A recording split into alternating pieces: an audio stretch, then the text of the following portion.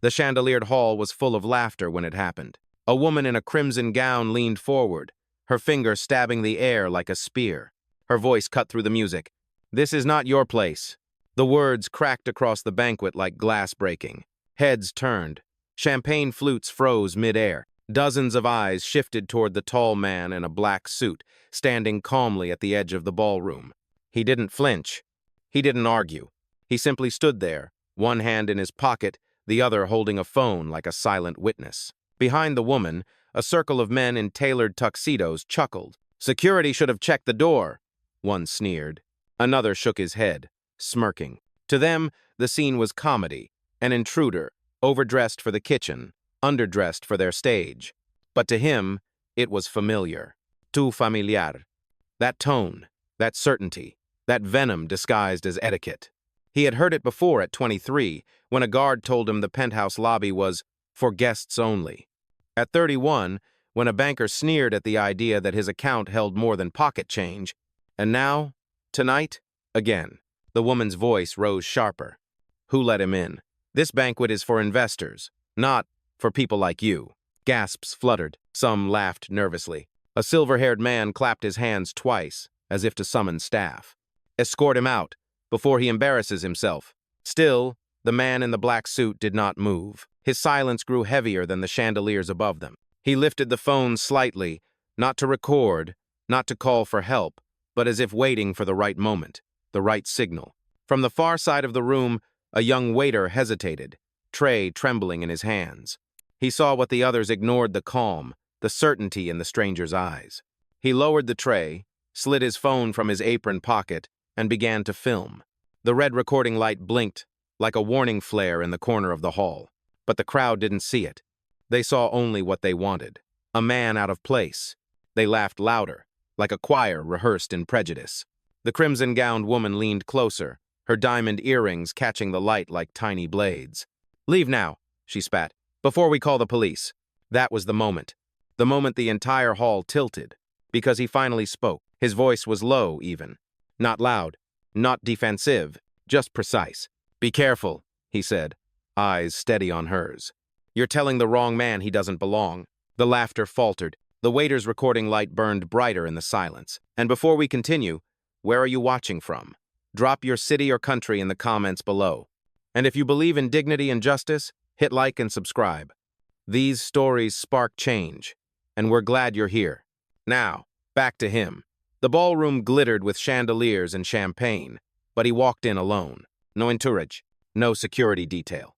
No flashing Rolex or gold cufflinks, just a black tailored suit, pressed crisp but simple, and a phone he carried like a lifeline. The kind of man who could blend into any crowd, unless you knew what silence like his really meant. His name wasn't on the guest list, or so they thought. The gala was branded as exclusive, a night for investors, executives, and those who fed off recognition as much as the wine.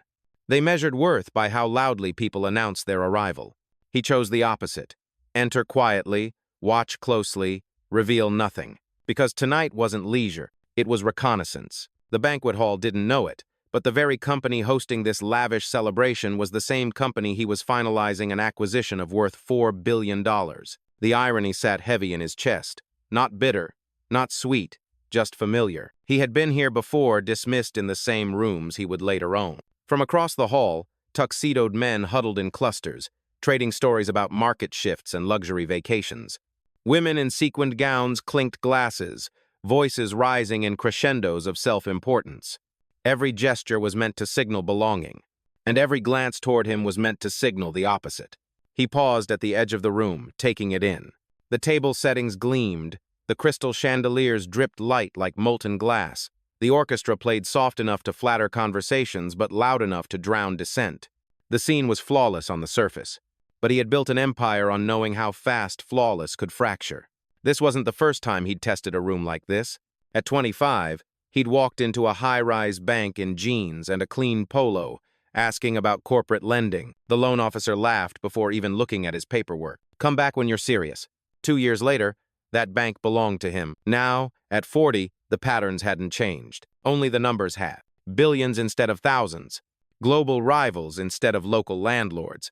But the faces, the tones, the certainty in their dismissal, Still the same. That's why he came tonight without announcement. Not for revenge, not for spectacle, but for proof. Proof that arrogance repeats itself. Proof that power doesn't shout, it waits. And as the crimson-gowned woman spat her words, as laughter rippled around the hall, he simply let it play. Every insult, every chuckle, every dismissive smirk was a page being written in a story he had already finished drafting. Because in his world, silence was not weakness. It was strategy.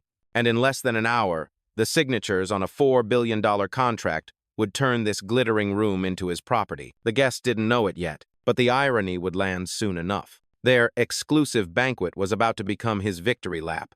The insult hadn't settled before another voice piled on. A man in a midnight blue tuxedo stood sharply from his seat, the fabric catching the chandelier light like armor. He raised his champagne glass with a mocking tilt. "Excuse me," he announced loudly enough for the string quartet to falter, "but I believe someone's crashed the party. Security, perhaps we need you at the east entrance." A murmur rolled through the room. Not outrage, amusement. The kind of low laughter that feeds on hierarchy. Two women at the table nearest to him leaned together, whispers escaping like venom through painted lips. "Probably a caterer who got lost," one said. "Or someone's driver," the other added, letting her eyes drag down his simple suit. The crimson-gowned woman smirked, emboldened. "You see? Even they agree. You don't belong here." He stood perfectly still, only shifting his weight slightly as if anchoring deeper into the floor. Silence wrapped around him like a shield. But that silence wasn't empty, it was deliberate. Every second he refused to react only sharpened the unease. At the far side, a young man in glasses, barely 30, new money, eager to impress, lifted his phone to snap a photo. Documenting the entertainment, he joked to the table, earning a chuckle. But his lens didn't capture humiliation. It caught composure. The kind of composure that unsettles arrogance. A waiter carrying a tray of wine flutes slowed his pace near the confrontation. He wasn't laughing. He wasn't smirking. He watched carefully, as though sensing this moment was heavier than the laughter tried to make it. The tuxedoed man in blue raised his voice again, pressing the escalation. "Gentlemen, ladies, this is a gala for investors, not for imposters." He gestured toward the suited figure at the edge, his tone cutting. "You're in the wrong room. There's a service corridor behind the kitchens, maybe that's where you were headed?" More laughter burst like cheap firecrackers. One guest slapped the table. Another tapped his glass for rhythm. It wasn't just mockery anymore. It was ritual, a collective effort to erase one man's presence with noise. Still, he didn't move. His phone remained at his side, his expression unreadable. Inside, he let the scene write itself, each insult another stroke of proof, each smirk another name etched in memory. The crimson-gowned woman leaned closer, voice dripping with disdain. "This is embarrassing for you. Walk out now, quietly, and maybe no one will remember this." But they would. And she knew it. That's why her voice trembled at the edges, why her fingers gripped the stem of her glass too tightly. She was trying to force him small, because his stillness made the room feel smaller around her. From the shadows near the exit, the waiter with the tray paused. His eyes darted between the mocking guests and the man who refused to bend. He lowered the tray slowly, as if setting down more than crystal, as if setting down a choice. The air shifted. Not enough for the crowd to notice, but enough for him to know the storm was building. And he didn't need to raise his voice to feel its weight gathering in the room. The orchestra kept playing, but the notes felt thin now, like they too were nervous. The man in the black suit still hadn't moved. His breathing was slow, measured, almost meditative. One hand rested inside his pocket, the other hung loosely by his side, phone glinting faintly under the chandelier's fractured light. The crimson-gowned woman expected outrage. She expected him to defend himself, to bark, to argue, to plead. Instead, she got silence. And that silence unnerved her more than any comeback could have. The man in the blue tuxedo shifted in his chair, annoyed at the lack of reaction. "Do you hear me?" he pressed, voice sharp. "Or do you need me to repeat it louder?" No answer. Just a steady gaze, locked on him like a calm sea staring down a storm. Guests began to fidget. Some sipped their drinks too quickly. Others whispered, voices tangled in confusion. They had seen arrogance met with anger before, but arrogance meeting stillness that was new. The crimson-gowned woman sneered again, but her words thinned at the edges. "You're making this worse. If you had left quietly, we might have forgotten you." Her earrings shook with the tilt of her head, but the glitter in her eyes was no longer pure confidence. It was irritation fighting unease. At a nearby table, a silver-haired investor leaned toward his wife. "Why isn't he saying anything?" he whispered. She shook her head. "Because he doesn't have to." The young waiter, still near the exit, kept filming. His hand trembled, but not from fear, from recognition. He had seen people break under insults before. This man wasn't breaking. He was absorbing every word, every glance, as if cataloging them for a reckoning yet to come. A younger guest, his bow tie crooked, muttered just loud enough for a few to hear. "He looks too calm, like he knows something." His friend elbowed him quickly. "Don't say that, you'll ruin the fun." But the fun was already cracking, because the longer the man stayed silent, the more the laughter faltered. The room was loud, but his quiet was louder. Finally, the man in the blue tuxedo slammed his glass down, frustrated. "Enough. Either leave or speak. Don't just stand there like you belong." For the first time, the man in the black suit moved.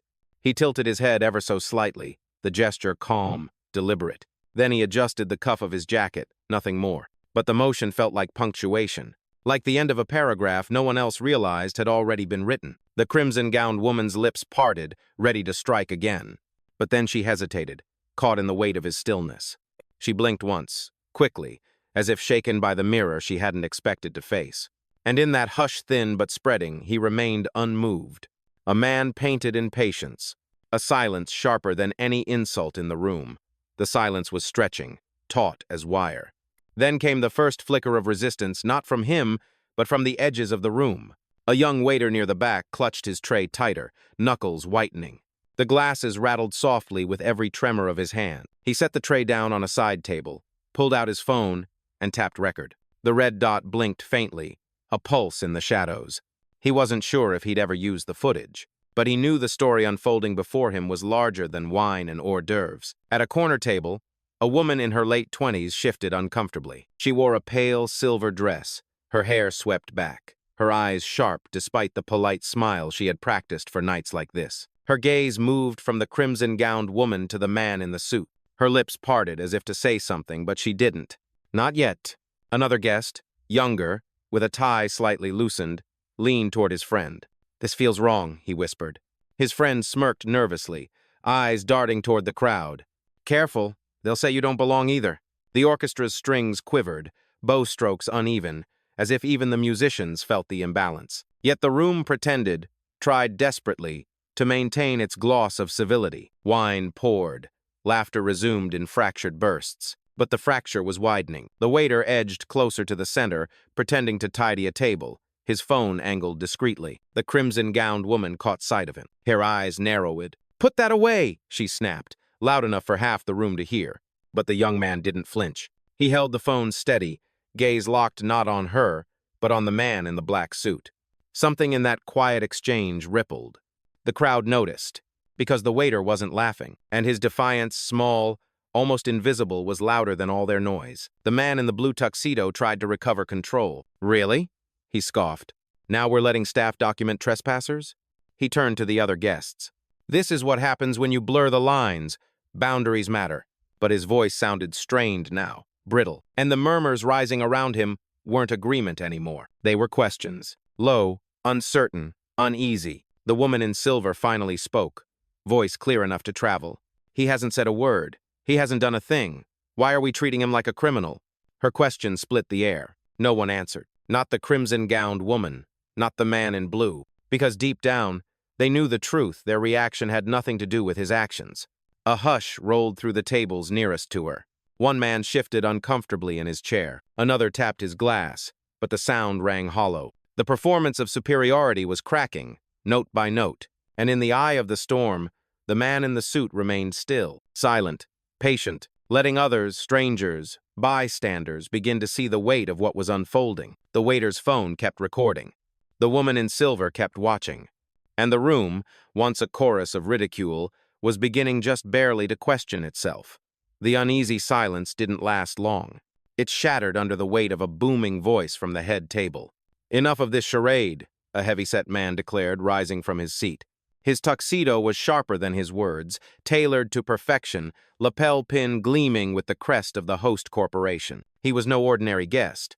He was a senior executive, one of the faces plastered across the night's brochures. He strode forward, his polished shoes striking the marble with the rhythm of authority.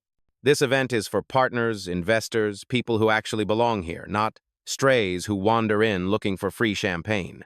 Gasps scattered through the room. The crimson-gowned woman smirked in victory, reassured now that someone with clout had taken her side. The man in the blue tuxedo folded his arms smugly, lips twitching as if to say finally. The executive stopped just a few feet from the man in the black suit. His eyes narrowed, his tone dipped into venom. You've wasted enough of our time. Either leave on your own, or security will remove you. And believe me, when they do, it won't be gentle. A ripple of unease passed through the crowd. Some guests nodded eagerly, desperate to restore the illusion of control. Others shifted in their seats, sensing the stakes had changed. This wasn't playful mockery anymore. It was expulsion. The young waiter lowered his phone slightly, chest tightening. He glanced at the woman in silver, who shook her head, her expression equal parts disgust and disbelief. She whispered, just loud enough for those around her to hear, "This is too far." The executive heard her. He turned sharply, his glare cutting across the ballroom. "Do you have something to add?" he barked. The woman froze, lips pressed together.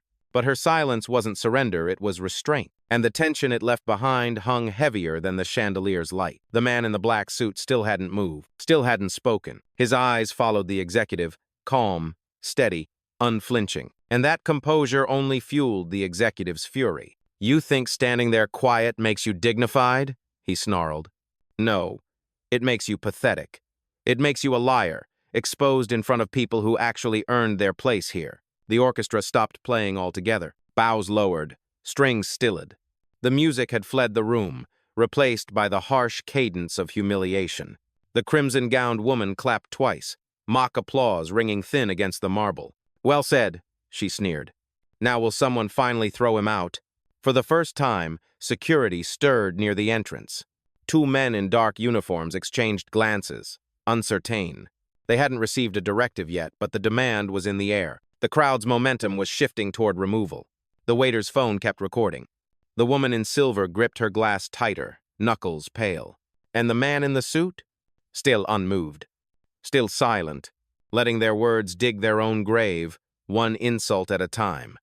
The ballroom, once glittering with chatter and music, had shrunk into a single stage. Every gaze locked on the man in the black suit, waiting for him to bend. But he didn't. He simply breathed steady, calm, infuriating. The executive's patience cracked first. His voice thundered across the marble. "Security! Remove him! Now!" The two guards by the doorway straightened, hesitation in their eyes. They weren't sure who this guest was, but the command was clear. One moved forward, shoulders squared, hand already twitching toward his earpiece. The crimson-gowned woman followed, circling closer like a predator sensing triumph. "Don't just escort him," she hissed. "Search him. People like this sneak in with stolen credentials." Gasps rippled. The accusation wasn't subtle anymore. It was public branding thief, fraud, imposter. The man in the blue tuxedo added fuel, his laughter sharp as broken glass. "You hear that? He probably forged an invite. That's why he won't speak." He leaned forward, voice rising. "Check his pockets, take his phone, let's see what he's hiding." And then, it happened. One of the guards reached forward, fingers brushing against the suited man's sleeve. It wasn't forceful yet, but it was enough. Enough to draw a collective gasp from the tables nearby. Enough to shift the room from insults into something darker, physical intrusion. The waiter's phone caught everything, the hand reaching, the tension snapping. His own breath caught with it. He whispered under his breath, "This is wrong," though no one heard him over the swelling noise. The woman in silver finally pushed back her chair, standing tall. Her voice cut through the chaos, trembling but clear. "He hasn't touched anyone. He hasn't broken a rule. And you're trying to drag him out like a criminal?" Her words stalled the guard mid-motion. But the executive barked again, louder this time, fury cracking in his throat.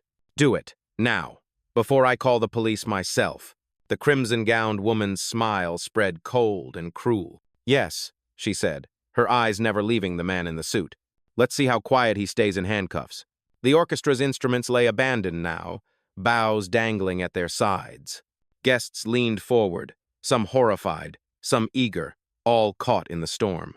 The room vibrated with tension, the kind that only breaks one of two ways: surrender or revelation. And still, the man in the suit didn't resist, didn't shout, didn't flinch. His phone remained in his hand, the screen dark, waiting. His gaze steady, the kind of gaze that didn't beg for mercy, it promised something else entirely. The guard hesitated one last time, hand hovering near the man's shoulder. The silence before contact was heavy, almost unbearable, and then the crimson-gowned woman whispered, venom curling through every syllable. "People like you never belong." The words struck the air like a gavel, sealing the room in a verdict of contempt. And for the first time that night, the calm in his eyes sharpened. Not anger, not fear, but the unmistakable edge of a storm about to break. The guard's hand hovered inches from his shoulder. The crowd leaned forward, breath caught, waiting for him to be dragged out. But instead of shrinking, the man in the black suit moved first.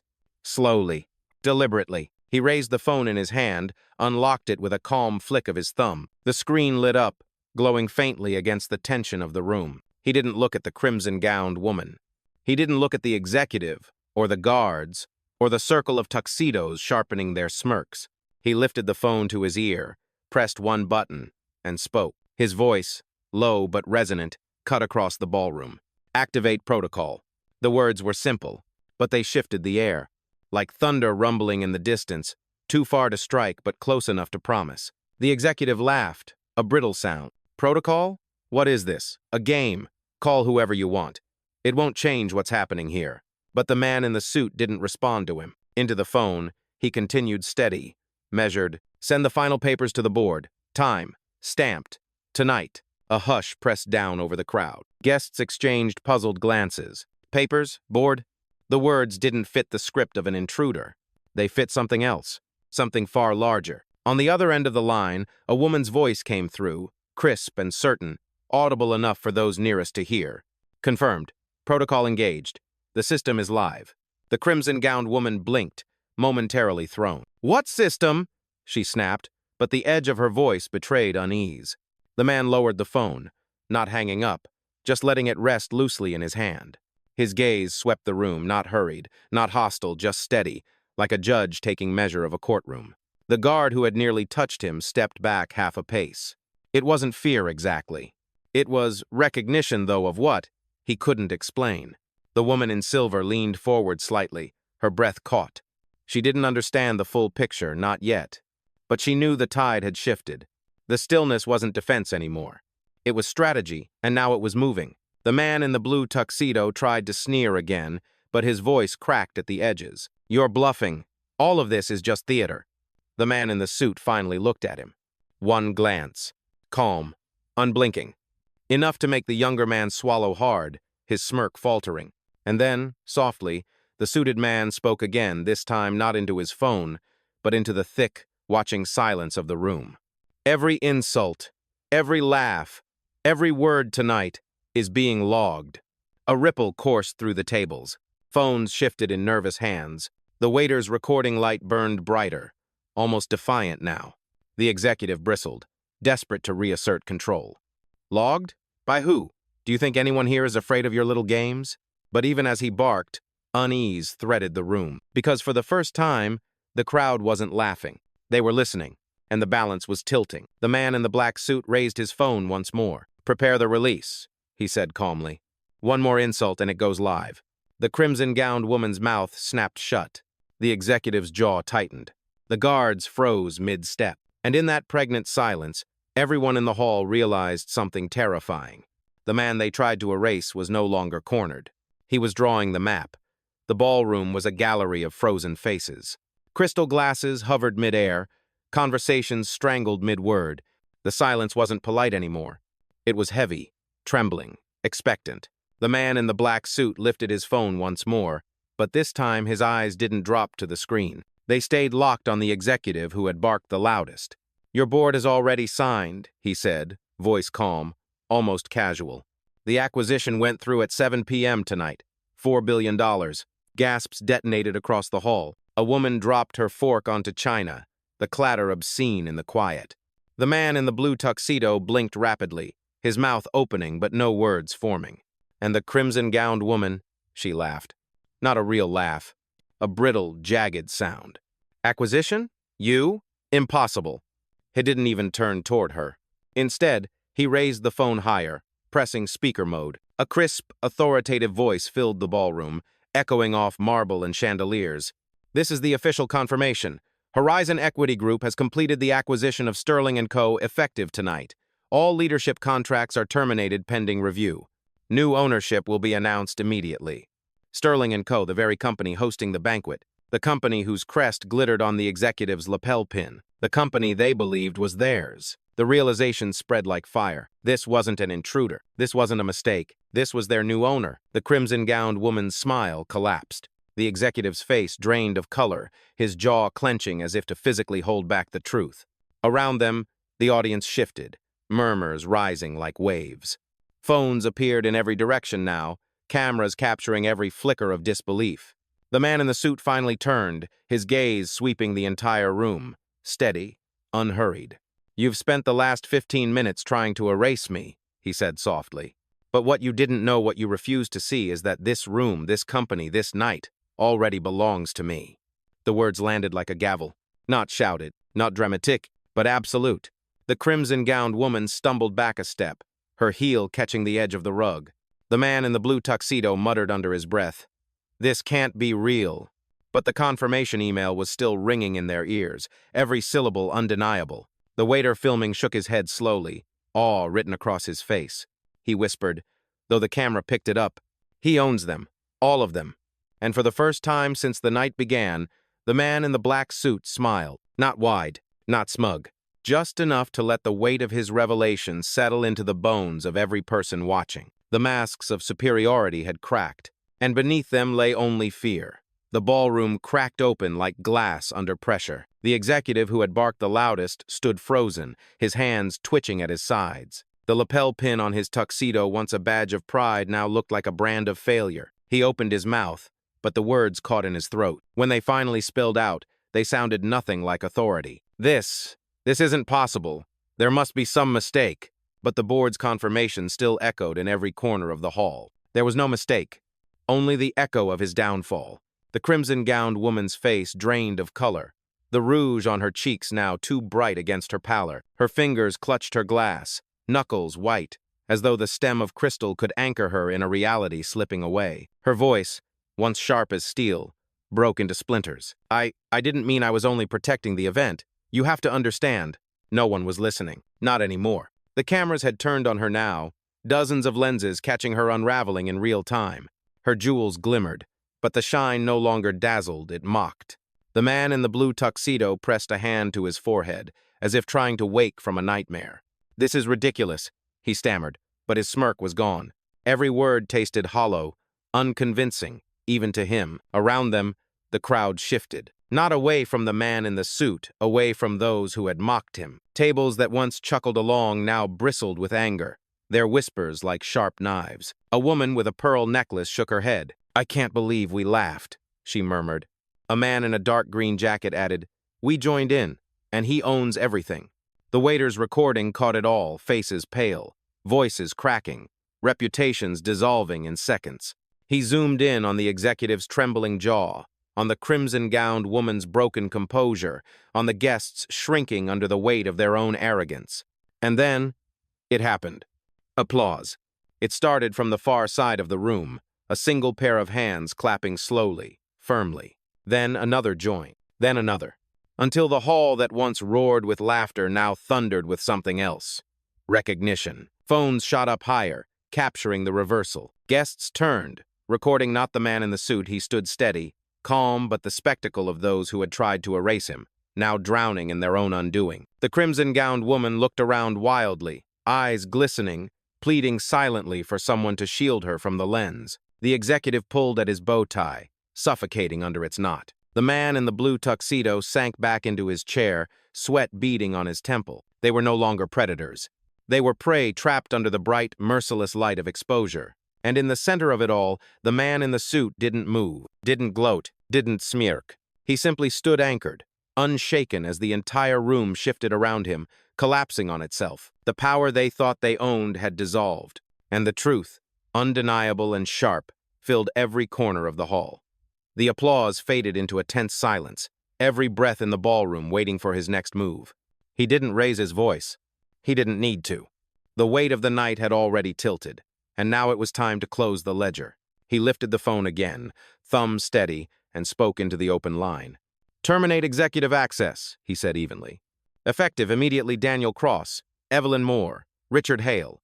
The names cut through the hall like strikes of a gavel. The senior executive in the lapel pin staggered back, his ID badge buzzing red at his side with a muted beat. The crimson-gowned woman Evelyn fumbled at her clutch as her phone screen flashed, access revoked. The man in the blue tuxedo, Richard, snatched his device off the table, staring as his login dissolved into nothing but an error screen. Gasps burst through the crowd. The punishment wasn't theoretical. It was live, digital, irreversible. "No, this isn't right," the executive sputtered. "You can't."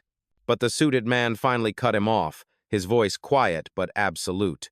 "I can, and I just did." The crimson-gowned woman tried again, desperation cracking her polished tone. "You don't understand, I was defending the company."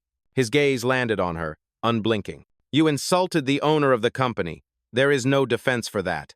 Phones across the hall captured her collapse, her glamour dissolving into panic, her jewels rattling with every trembling breath. She looked less like a queen of the gala and more like a defendant awaiting sentencing. Richard, still clutching his useless phone, slammed a hand against the table. "You'll regret this." The board signed," the man in the suit interrupted, his tone calm as glass. "They're with me. You're out." The applause that had once been hesitant now returned, louder, firmer, undeniable. Not everyone clapped, but enough did. Enough to drown out the sputtering, the excuses, the fractured pleas of those losing power. The waiter's camera caught it all, the badges buzzing red, the stunned faces, the man in the black suit standing like a monument in the center of the storm. Justice wasn't shouted. It was executed, clean and final. The orchestra, silent until now, placed their bows back to strings, not to play for the banished, but for the moment itself. A low hum began, reverent, as though even the music knew history was unfolding in the room. And through it all, the man in the suit didn't smile, didn't gloat. He simply lowered his phone, the task complete, and let the silence of consequence settle over the hall like ash after a fire. 3 names erased, 3 reputations burned, and a truth written in their place. Dignity does not ask. It decides. The ballroom no longer felt like a celebration. It felt like a courtroom, and the verdict had already been delivered. 3 names erased. 3 reputations stripped bare in front of the very crowd that once cheered their cruelty. The man in the black suit stood steady, phone lowered now, no longer needed. The power had shifted completely, and everyone knew it. He let the silence linger, not awkward, not empty, but deliberate. Every guest held their breath, waiting for him to gloat, to rage, to humiliate the way they had humiliated him. But he didn't. He chose something sharper. His eyes swept the room slowly, taking in the faces that had laughed, the faces that had questioned, the faces that now stared at him with awe or shame. When he finally spoke, his words were quiet, but they cut deeper than any shout. "You mistook silence for weakness. That was your first mistake. You mistook arrogance for strength. That was your second. And your last mistake was believing dignity needed your permission to exist." The chandeliers seemed to burn brighter with each word. The room didn't breathe. Even the crimson-gowned woman, her hands trembling around her useless phone, couldn't summon a reply. He stepped forward, only once, but it felt like the entire room shifted back. "This company, this night, this future, it belongs to me. Not because I demanded it, but because I built it, while you laughed." His voice didn't rise, but the truth in it made the air vibrate. Every camera in the hall captured the moment. Hundreds of lenses reflecting a man who didn't need anger to command a room. A slow clap began again, this time without hesitation. Then another, and another, until the ballroom that had once been hostile now thundered with applause, not for the banished, not for the broken, but for the man who had turned humiliation into authority. He let it roll over him, not basking, not smiling, simply acknowledging. Then, with the same calm that had anchored him from the start, he spoke one final line. "I don't need to record proof of what happened here. I am the proof, and I am the result." The applause surged, echoing like a storm. Guests rose to their feet, some out of admiration, some out of shame, but all of them standing because none could deny what they had witnessed. The waiter's recording would go viral within hours. The woman in silver would remember the stillness of his eyes for the rest of her life.